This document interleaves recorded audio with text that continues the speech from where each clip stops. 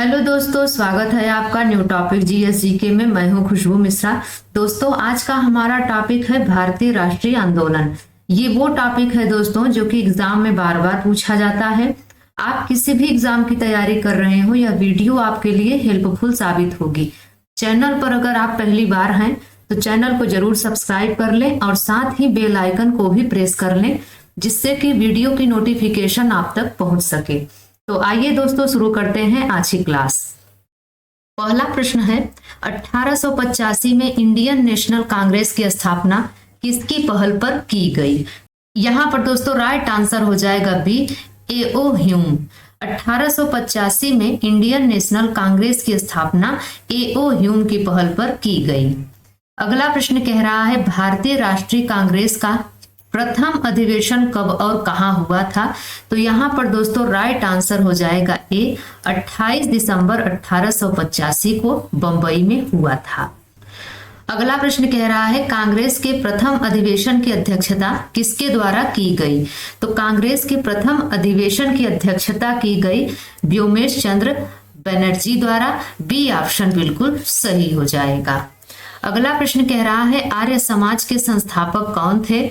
तो आर्य समाज के संस्थापक थे दयानंद सरस्वती। सी ऑप्शन बिल्कुल सही हो जाएगा। स्वामी दयानंद सरस्वती आर्य समाज के संस्थापक थे। और दोस्तों, इन्होंने 10 अप्रैल 1875 में मुंबई में आर्य समाज की स्थापना की थी।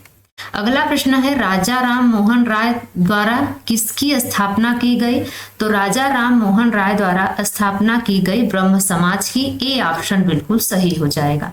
और कब की गई तो ये भी ध्यान रखिए, 1828 में की गई थी।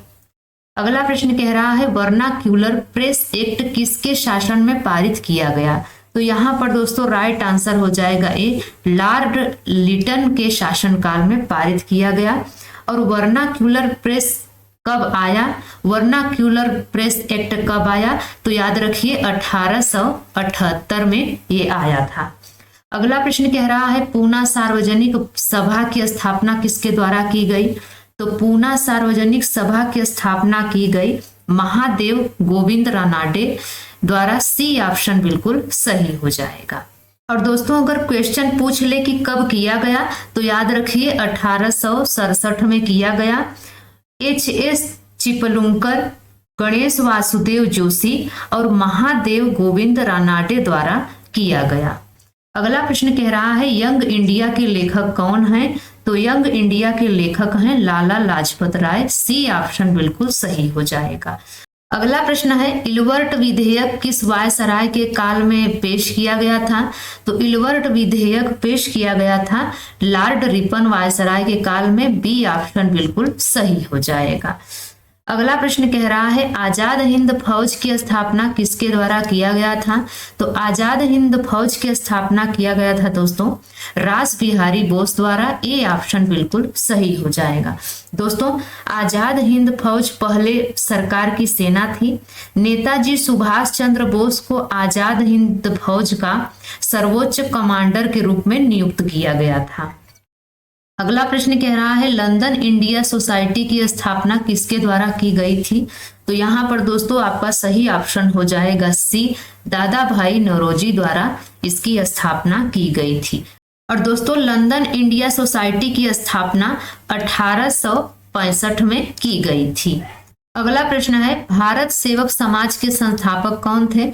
तो भारत सेवक समाज के संस्थापक थे गोपाल कृष्ण गोखले। ए ऑप्शन बिल्कुल सही हो जाएगा। दोस्तों, 12 जून 1905 में पुणे महाराष्ट्र में भारत सेवक समाज की स्थापना की गई थी। अगला प्रश्न है, 1857 के विद्रोह के नायक कुंवर सिंह किससे संबद्ध थे?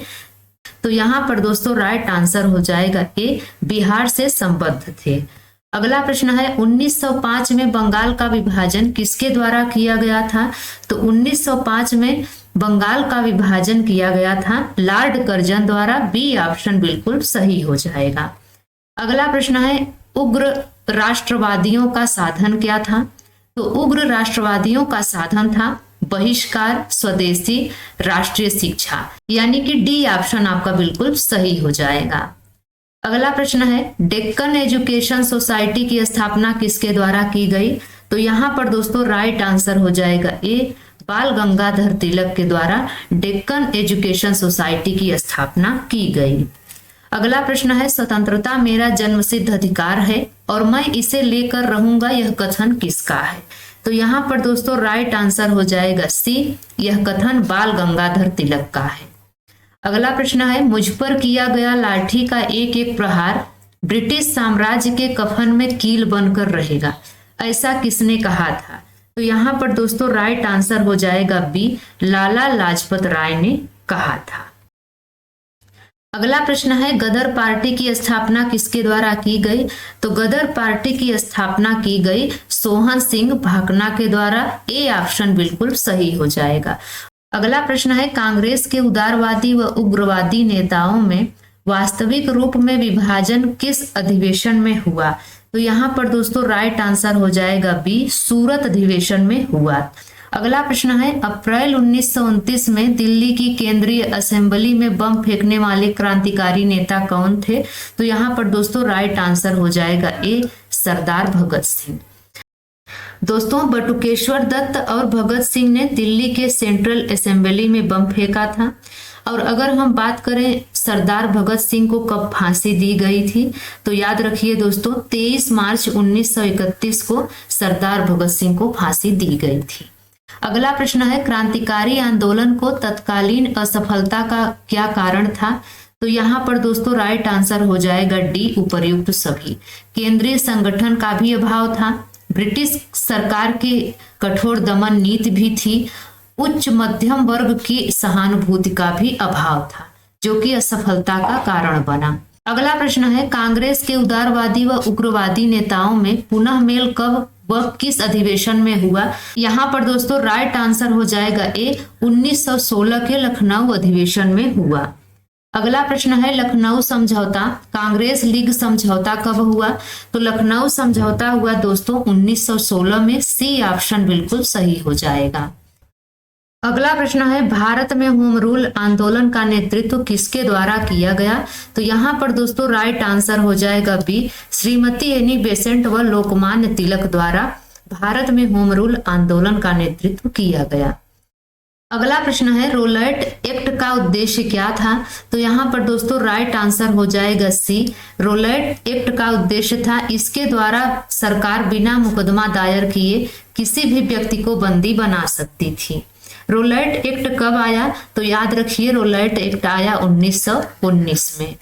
अगला प्रश्न है जलियांवाला हत्याकांड घटना कब हुई?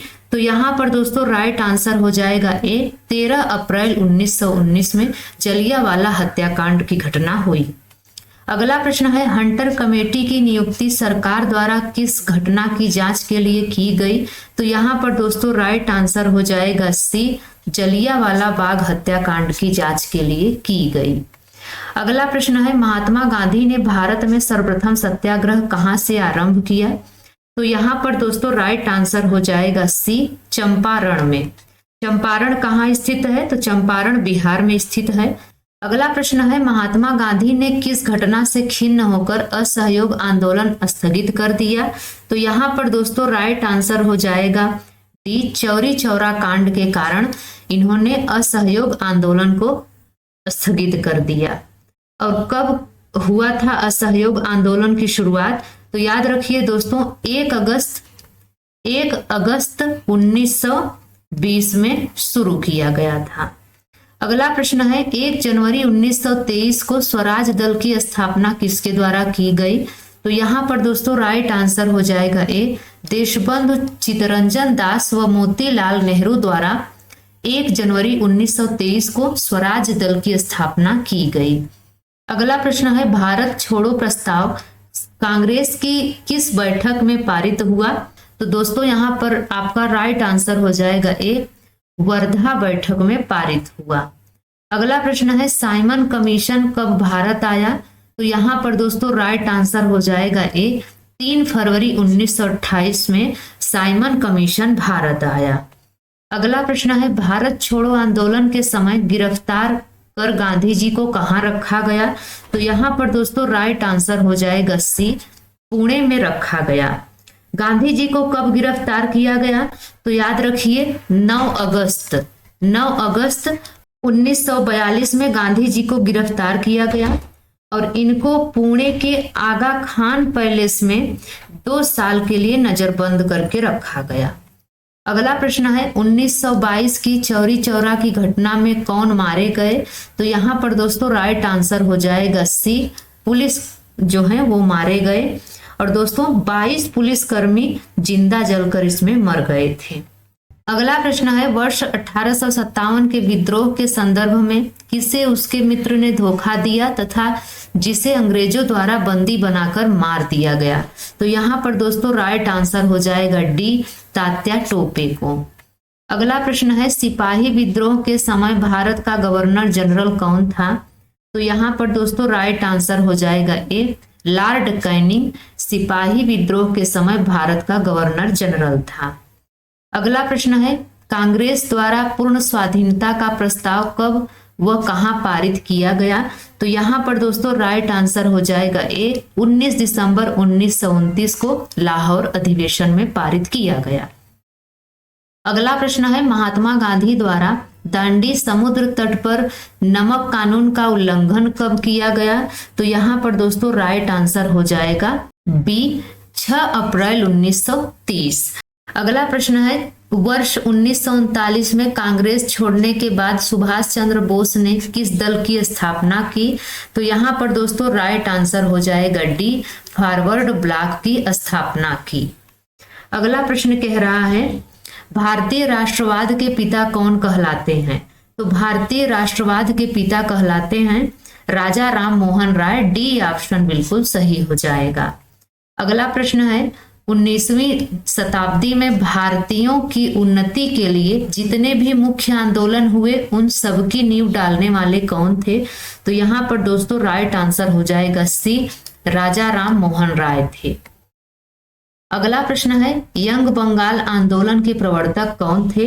तो यंग बंगाल के आंदोलन के प्रवर्तक थे, यहाँ पर दोस्तों राइट आंसर हो जाएगा B, Henry Louis Vivian Derozio Young Bengal आंदोलन के प्रवर्तक थे। अगला प्रश्न है ब्रह्म समाज को जनप्रिय बनाने में बहुत बड़ा काम किसने किया? तो यहाँ पर दोस्तों राइट आंसर हो जाएगा ए, केशव चंद्र सेन ने किया। अगला प्रश्न है सत्यार्थ प्रकाश ग्रंथ किससे संबंधित है? तो सत्यार्थ प्रकाश ग्रंथ संबंधित है आर्य समाज से, डी ऑप्शन बिल्कुल सही हो जाएगा।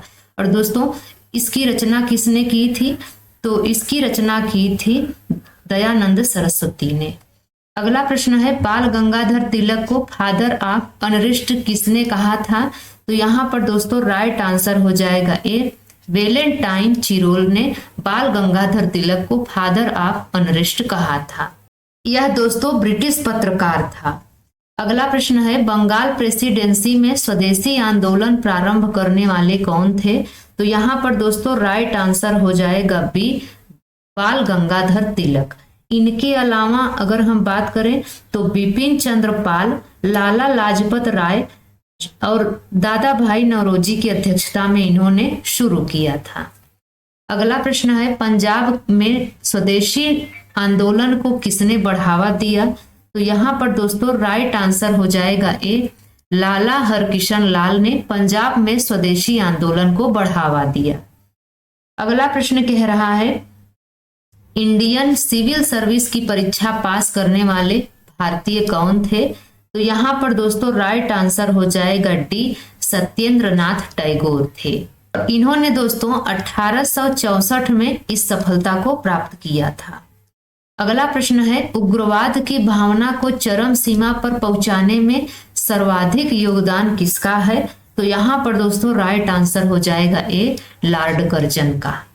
तो दोस्तों आज की यह वीडियो आपको कैसी लगी आप कमेंट्स में जरूर बताएं। अगर यह वीडियो आपको अच्छी लगी हो तो लाइक शेयर जरूर करें। तो मिलते हैं दोस्तों किसी और वीडियो के साथ, तब तक के लिए बाय एंड टेक केयर।